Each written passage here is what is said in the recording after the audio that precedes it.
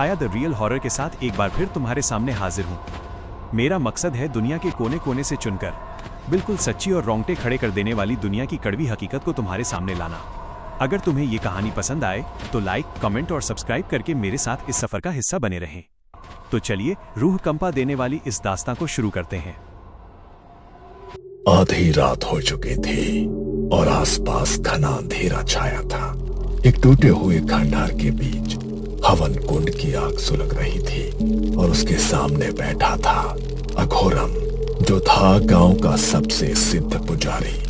उसके सामने एक मूर्ति रखी थी जिसका शरीर इंसान का था, सिर किसी भैंस जैसा था और पेट में आग की भट्टी थी। ओम छर छर मोलकाय नमः, ओम छर छर मोलकाय नमः, ओम छर छर मोलकाय नमः। जैसे ही अघोरम ने मंत्र पूरा करके हवन कुंड में राख डाली और एक छोटे से शिशु को सामने रखी मूर्ति के पेट की ओर उछाल दिया। जैसे ही बालक उस भट्टी में पहुंचा, एकाएक वहां से आग की लपटें धधकने लगी और मूर्ति की आंखों से तेज लाल प्रकाश निकलता नजर आने लगा। और ये नजारा देख अघोरम जोर जोर से हंसने लगा।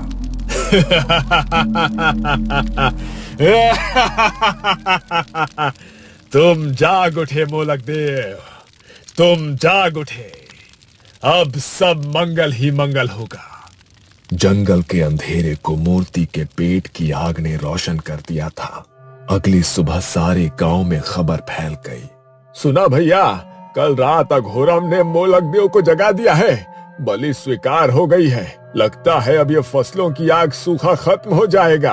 अरे ये किसी और के बस का काम था भी नहीं, ये सिर्फ अघोरम ही कर सकते हैं। तभी तो वो गांव के सबसे सिद्ध पुजारी माने जाते हैं।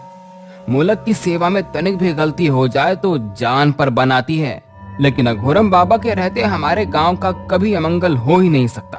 हाँ, लेकिन अब वही होगा जिसके लिए सारे गांव का दिल थर थर कांपता है। हर अमावस को बलि देनी होगी। अघोरम मोलक का सेवक था। कहते थे ये सिद्धि उन्हें विरासत में मिली थी। अगर मोलक देवता खुश हो जाए तो गांव में हरियाली होती थी, फसलें दोगुना लहलहाती थी, लोग बीमारियों से दूर रहते थे और घर में खुशियां लौट आती थी। और अगर देवता नाराज हो जाए तो सूखा, तरह तरह की बीमारियां और भूखमरी से गांव वाले बेहाल हो जाते थे। इसलिए अघोरम हर साल अपनी जान पर खेलकर वो हवन करता था, क्योंकि मोलक के भोग में हुई एक गलती, मतलब साधक की बलि। नहीं, मैं भूखी मरने को तैयार हूँ, बीमारी भी झेल लूंगी, लेकिन अपने बच्चे की बलि नहीं दूंगी। फसल में आग लगी तो लगी, मेरा बच्चा इसकी भरपाई क्यों करेगा? बात को समझो सरला, ये तुम्हारे बच्चे की बलि नहीं है, ये तो पूरे कबीले की रक्षा के लिए मोलक का प्रसाद बनेगा। गांव की रक्षा के लिए उसे सालों सालों तक याद रखा जाएगा। हर दिन पहला निवाला तेरे बेटे के नाम का निकालेंगे गांव वाले। मैंने कह दिया ना, मैं अपने बच्चे की बलि नहीं देने दूंगी, चाहे तो मेरी जान ले लो। नहीं, बलि तो बस एक बालक की ही होगी। देवता को चाहिए निर्मल मन, निष्पाप आत्मा, और इस धरती पर बच्चों से ज्यादा पवित्र कौन है? समय मत गंवाओ। जो समय पर मोलक को भोग ना मिला तो उसका कहर टूटेगा पूरे गांव पर। अच्छा, तो तुम ऐसा करो, अपने बेटे को भोग चढ़ा दो उस देवता को। गांव के लिए इतना तो कर ही सकते हो।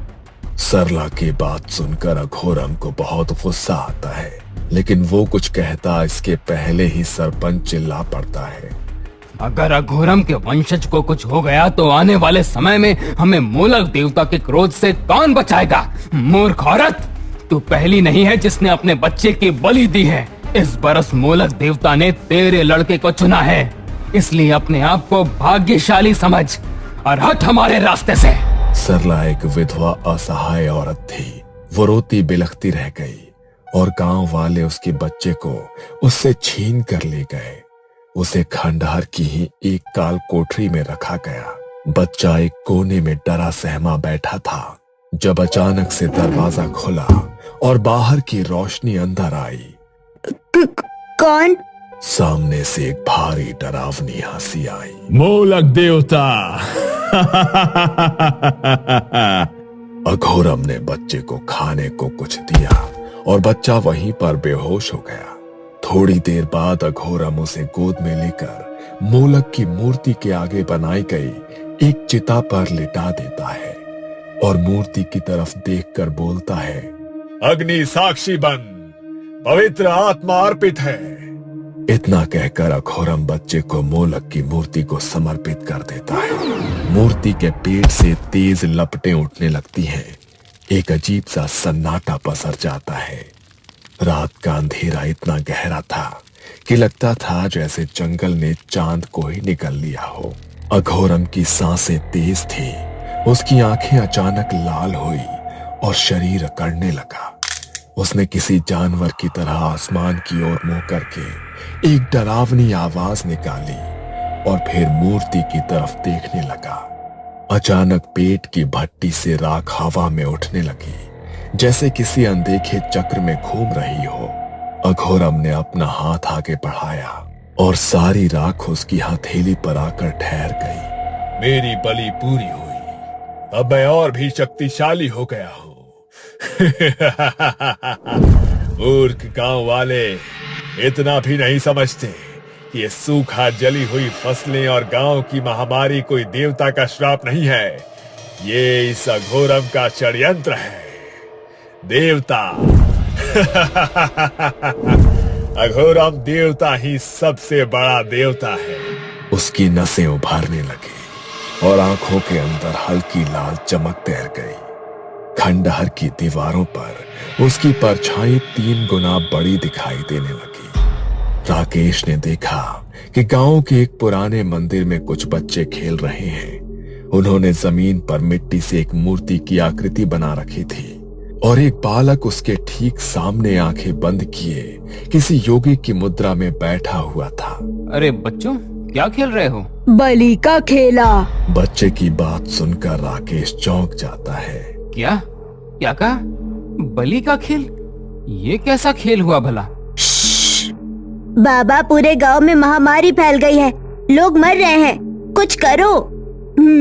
देवता को प्रसाद अर्पण करना होगा। देव चाहे तो धन बल अनहोनी महामारी सब बदल सकते हैं। अमावस्या को छोटू की बलि देनी होगी, उससे देवता खुश होंगे। बोलो, दे सकोगे? बच्चों की बात सुनकर राकेश के पांव डर से कांप उठते हैं। ये छोटे छोटे बच्चे किस खेल की बात कर रहे हैं? ये सब डरावनी बातें इनके मन में आई कहां से? क्या यहाँ कुछ ऐसा चल रहा है जो सही नहीं है? वो कुछ और पूछता, इसके पहले ही सरपंच के आदमी वहां आ जाते हैं। शहरी बाबू, आपको सरपंच जी ने बुलाया है, चलिए। राकेश उठा और वापस जाने लगा, लेकिन मुड़ मुड़ कर उसकी नजर मंदिर की तरफ ही जा रही थी। कुछ दिनों पहले गांव के चौराहे पर बस आकर रुकती है और बस से एक नौजवान उतरता है। उसने सनग्लासेस लगा रखे थे और उसके पास एक ब्रांडेड सूटकेस था। चौराहे पर बैठे कुछ आदमी उसे देखते हैं। कहाँ बाबूजी, रास्ता भटक गए हो क्या? यहाँ गांव में कहाँ आ गए?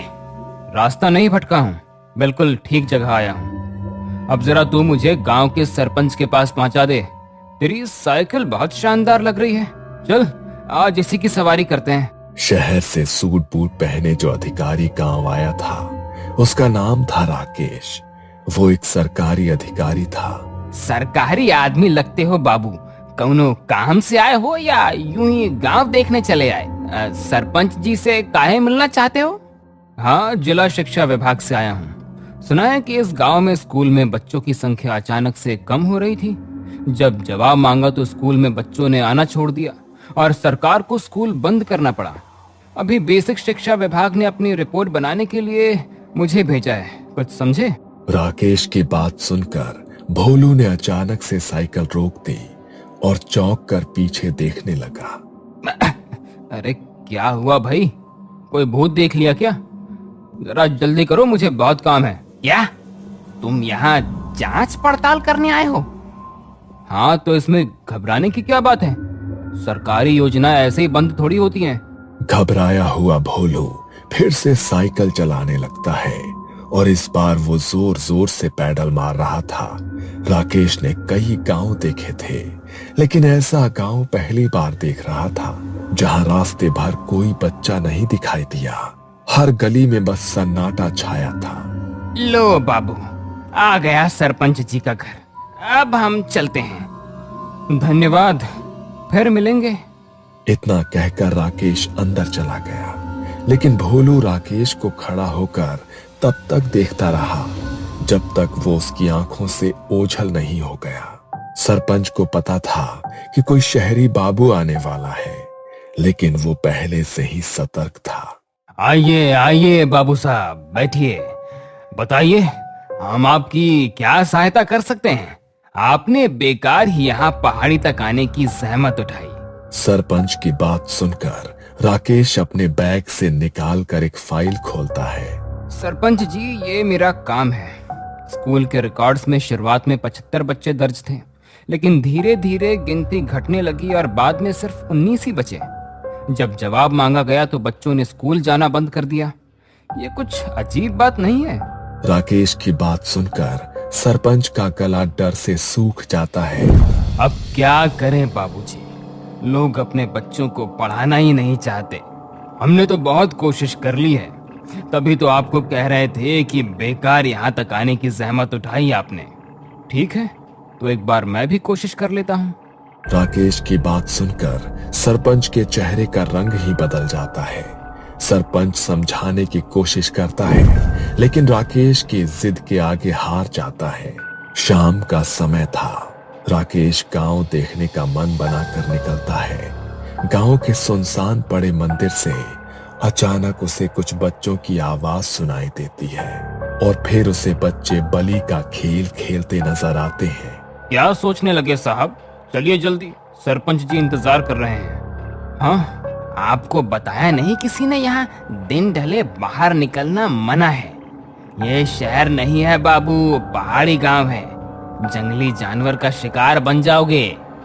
राकेश बिना कुछ कहे उस आदमी के साथ चल रहा था। ढलती शाम में वो जगह और भी डरावनी लग रही थी, जैसे अंधेरा वहीं से जन्म लेता हो। तभी सरपंच का आदमी उसके सामने आकर खड़ा हो गया। काहे बाबू, बार बार उधर क्या देख रहे हैं? अरे बच्चे खेल रहे हैं, इसमें इतना घबराने की क्या बात? राकेश को उस आदमी की बात किसी चेतावनी से कम नहीं लगी। वो चुपचाप चलता रहा। सरपंच के घर पर पहुंचकर उसका सामना एक बाबा से होता है, जो किसी सन्यासी जैसा दिखाई पड़ रहा था। आइए साहब, ये हमारे गांव के सबसे सिद्ध पुजारी हैं। सोचा आपसे मिलवा देते हैं। अच्छा, सिद्ध? तो फिर कौन सी सिद्धि पा रखी है आपने? भाई, हमने पोस्ट ग्रेजुएट किया है, यूपीएससी पास किया है, और आपने? आपकी सिद्धियों में कौन सी डिग्री होती है? अगर हमारी सिद्धि इतनी आसानी से सबको समझ आने लगे तो हम और आम लोग एक ही नहीं हो जाएंगे। हमारी सिद्धि को समझने के लिए अभी आपकी समझ बहुत छोटी है। जलपान लीजिए। अच्छा, लगता है कि आप अपने आप को बहुत खास समझते हैं। बोलते हुए अचानक राकेश के शब्द लड़खड़ाने लगे और उसका सर चकराने लगा। अच्छा, अब हम चलते हैं सरपंच जी, हमारा काम हो गया।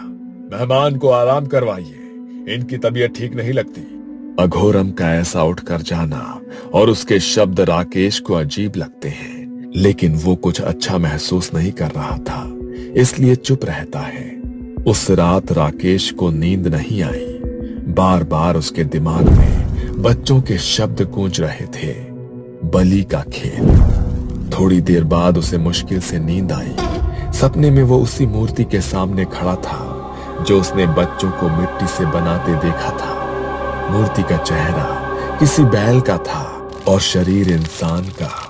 उसके पेट में आग की भट्टी जल रही थी, जिससे निकल रही लपटें उसके चेहरे तक आ रही थी। अचानक उसकी नींद खुल गई। ये क्या था? ये कैसा डरावना सपना था? और वो कैसी अजीब सी मूर्ति थी? अभी तक धड़कनें तेज हैं। ये सब क्या हो रहा है मेरे साथ? राकेश उठकर बैठ गया। तभी छत से उसने देखा कि जंगल में खंडहर के बीचों बीच आग चल रही है। राकेश के दिमाग में अपना सपना घूम गया और बिना कुछ सोचे समझे वो नीचे उतरकर खंडहर की तरफ भागने लगा। राकेश खंडहर में पहुंचा तो सामने का नजारा देखकर हैरान रह गया। ये वही मूर्ति थी जो उसके सपने में आई थी, लेकिन राकेश ने तो पहले इसे कभी देखा ही नहीं था, तो फिर कैसे? ये सवाल उसके दिमाग में घूम रहा था। तभी उसकी नजर अघोरम पर पड़ी। अघोरम हवन कुंड के सामने बैठा था। उसकी आंखें बंद थी, लेकिन उसके होठ लगातार मंत्र बुदबुदा रहे थे। हवा बिल्कुल स्थिर थी, जैसे समय खुद ठहर गया हो। राकेश ने महसूस किया कि हवन की आग सामान्य नहीं थी, उसकी लपटें कुछ अलग सी थी। ये सब देखकर राकेश धीरे धीरे दबे पांव एक टूटी दीवार के पीछे छिप गया। और तभी अघोरम ने बिना आंखें खोले कहा, छिप कर क्यों देख रहे हो सरकारी बाबू? अब यहां तक आ ही गए हो तो आओ, सामने आ जाओ। अघोरम की बात सुनकर राकेश का दिल जोर से धड़क उठा और वो धीरे से बाहर आया। ये सब क्या हो रहा है? यही आपकी सिद्धि पाने का राज है क्या? हर बात जानने की बहुत चाहत है आप में, लेकिन कुछ राज ऐसे होते हैं जिनसे दूर ही रहना चाहिए। तुम मुझे सीधा सीधा जवाब दो कि गांव के बच्चे कहाँ गायब हो रहे हैं? क्या ढोंग है ये? कैसा अंधविश्वास है? तुम मासूम गांव वालों को बेवकूफ बना रहे हो ना? अघोरम जोर से हंस पड़ा। उसकी हंसी बहुत डरावनी थी। तुम शहर वाले एक गलती करते हो, जो समझ नहीं आता उसे अंधविश्वास कह देते हो। ये कोई अंधविश्वास नहीं। अगर ये गांव आज भी जिंदा है तो सिर्फ मेरी वजह से। अघोरम धीरे धीरे खड़ा हुआ और आग अचानक तेज भड़क उठी। उसकी परछाई मूर्ति पर पड़ रही थी। अघोरम की आंखें अब पूरी तरह लाल दिख रही थी। मैं साधक हूं। इन मासूम आत्माओं की ऊर्जा से मैं मृत्यु को भी रोक सकता हूं। बीमारी, अकाल सब मेरे आगे झुकते हैं। बस फर्क इतना है कि ये मूर्ख लोग गांव वाले नहीं जानते कि ये मोलक कोई देवता नहीं, शैतान है। हाँ, शैतान को पूजता हूं मैं, और उसी शैतान ने मुझे इतनी ताकत दी है कि मैं चाहूं तो तुझे पल भर में मिटा दूं। मेरे ही कहने पर गांव के लोगों ने ईश्वर को पूजना छोड़ दिया। मोलक के प्रकोप के डर से गांव के हर घर शैतान की उपासना होती है। गांव का वो खाली खंडहर मंदिर देखा है ना तूने? मैं बनूंगा शैतान का असली उत्तराधिकारी। बस 7 बरस और इसके बाद मैं अमर हो जाऊंगा।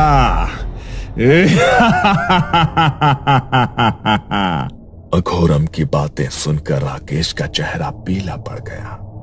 दरिंदगी की भी एक सीमा होती है, लेकिन अपनी काली विद्या के लिए तुमने उस हद को भी पार कर दिया। उन मासूमों की बलि चढ़ाते हाथ नहीं कांपे तुम्हारे? तुम खुद को पुजारी कहते हो? अरे तुम तो कातिल हो, कातिल। अपनी काली विद्या के लिए हमारे बच्चों को जला डाला, और हम सोचते रहे तू पुजारी है जो हमारी रक्षा कर रहा है।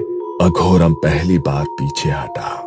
उसे समझ नहीं आया जो लोग उसके नाम से कांपते थे आज उसकी आंखों में आंखें डालकर कैसे खड़े थे। इसने तुम्हें क्या पढ़ा दिया है जो तुम इसकी बात मान रहे हो? देवता नाराज हुए तो प्रकोप झेलना पड़ेगा। पीछे हटो। इस गांव में आते ही मुझे समझ आ गया था कि बच्चे यूं ही गायब नहीं हो रहे हैं, और तुम्हें रंगे हाथों पकड़ने के लिए ही मैं यहाँ रुका था। कल शाम शरबत में मुझे कुछ मिलाकर तुमने ही पिलाया, मैं ये भी जानता हूँ। मैं यहाँ गांव के आदमी लेकर आया तो राकेश बाबू को रोकने था, लेकिन यहाँ आकर जो सुना उससे तेरा सारा सच पता लग गया। अघोरम के पसीने छूटने लगे। उसका काला सच सामने आ चुका था, और तभी एक बूढ़ा आदमी आगे आया। उसके हाथ कांप रहे थे। 20 साल पहले ये मेरे पोते को भी देवता की इच्छा कहकर ले गया था और उसकी बलि चढ़ा दी थी। मेरा नन्हा सा बच्चा, इसके साथ भी ठीक वैसा ही होगा। इसे इसी की जलाई आग में झोंक दो। अघोरम ने घबराकर भागना चाहा, लेकिन गांव वालों ने उसे जकड़ लिया। आज कोई तंत्र विद्या काम नहीं आने वाली थी। अघोरम की लाल आंखें सिर्फ राकेश को घूरे जा रही थी। सबने मिलकर उसे मोलक के पेट में जल रही आग में फेंक दिया। सुनसान खंडहर अघोरम की चीखों से गूंज उठा और फिर एकदम से सन्नाटा छा गया। अगली सुबह सालों बाद गांव में अलग सी रोशनी थी। बच्चे बाहर खेल रहे थे, औरतें बेफिक्र होकर हंस रही थी। राकेश भी वापस जाने के लिए शहर की बस में बैठ गया था। एक अमावस की रात को वहां फिर किसी के कदमों की आहट हुई। एक आदमी कंधे पर फावड़ा लिए धीरे धीरे उसी जगह खोद रहा था जहां मूर्ति दफन की गई थी। पहले मिट्टी हटती गई और फिर पत्थर हटे और फिर उस आदमी का फावड़ा किसी कठोर चीज से टकराया। एक ठक की आवाज आई और वो आदमी घुटनों के बल बैठ गया। उसने अब अपने हाथों से मिट्टी हटाई और जैसे ही मूर्ति का सिर बाहर आया, उसके होठ पर एक मुस्कान फैल गई। पिताजी, वापस लौटने का समय आ गया है। आपकी साधना अधूरी नहीं रहेगी। जोर से बिजली चमकी और एक पल के लिए उस आदमी का चेहरा रोशन हुआ। वही लाल आंखें, वही खतरनाक मुस्कान। वो कोई और नहीं बल्कि अघोरम का बेटा था। सालों बाद एक डरावनी हंसी फिर से खंडहर में गूंज उठी। उसने मूर्ति की फिर से स्थापना की और पिता के सिखाए तंत्र बल से मूलक की मूर्ति में अघोरम की आत्मा को स्थापित कर दिया। मूलक अब मूलक नहीं, अघोरम था। ये आहट थी अनिष्ट की। तो क्या अनिष्ट को टालने के लिए फिर कोई राकेश आएगा या कहानी फिर दोहराई जाएगी?